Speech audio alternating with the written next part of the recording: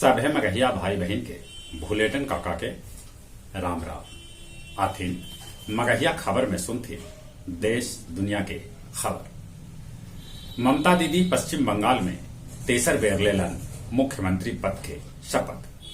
Covid के साथे बंगाल में हो रहल हिंसा से लड़े के देलन सभे के भरोसा। बिहार के मुख्यमंत्री नीतीश कुमार सभे को इसे अपील कैलका है कि राज्य हित में ब्याह शादी के साथे दोसर पारिवारिक उत्सव के कुछ दिन आउ टाल देवल जाए।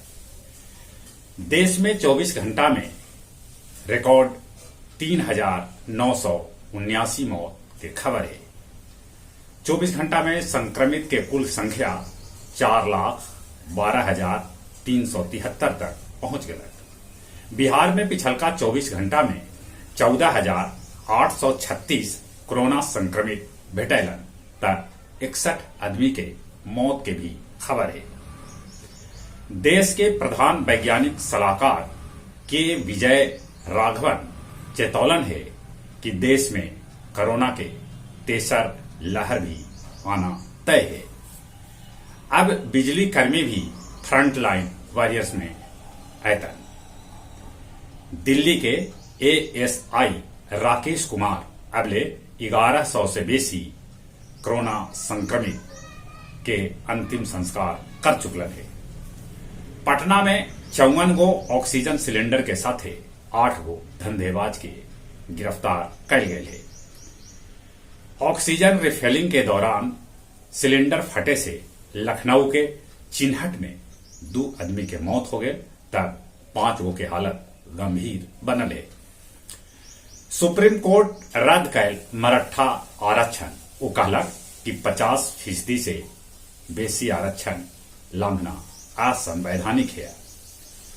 25,000 के इनामी बदमाश छबीला यादव के एसटीएफ पुलिस के साथ मिलकर कैलन गिरफ्तार। दिल्ली में अंत्येष्टि करे 12 घंटा के इंतजार करे पड़ रहा है। ब्याह के बंधन में जल्दी बन सकत हन न्यूजीलैंड के प्रधानमंत्री जोसिडा ऑर्डन। नेपाल के केपी शर्मा सरकार अपन बहुमत खो दिलक। अमेरिका के पूर्व राष्ट्रपति डोनाल्ड ट्रंप के फेसबुक अकाउंट के निलंबन बरकरार है। माली देश के 25 वर्षीय हलीमा शीशी एक साथे 9 बच्चा के जन्म दिलन, जेकरा में 5 गो लड़की और 4 गो लड़का है। भारत के पड़ोसी नेपाल और भूटान में भी कोरोना के दोसर लहर के कहर जारी है। ब्रिटेन में 50 से ऊपरे बच्चर वालन के वैक्सीन के तीसर का डोज भी दिल जाए।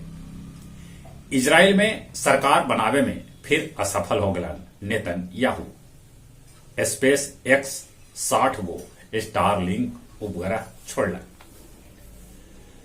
मानपुर पटवा टोली में कोरोना के चलते 10,000 पावरलूम बंद हो गया। टेकारी के पूरा पंचायत में अर्क ढिवरिया गांव में आग लगे से 700 गेहूं के बोझा जर के खाक हो गया। गुरारू के तिलेरी में ताड़ के पेड़ पर गिरल ठनका लग गलक आग, जान माल के क्षति न होलक। मगध मेडिकल कॉलेज अस्पताल में कोरोना संक्रमित के हो रहा है फर्श पर इलाज, बेड की होयल कमी। डॉक्टर महेश लाल गायब की होयल मौत।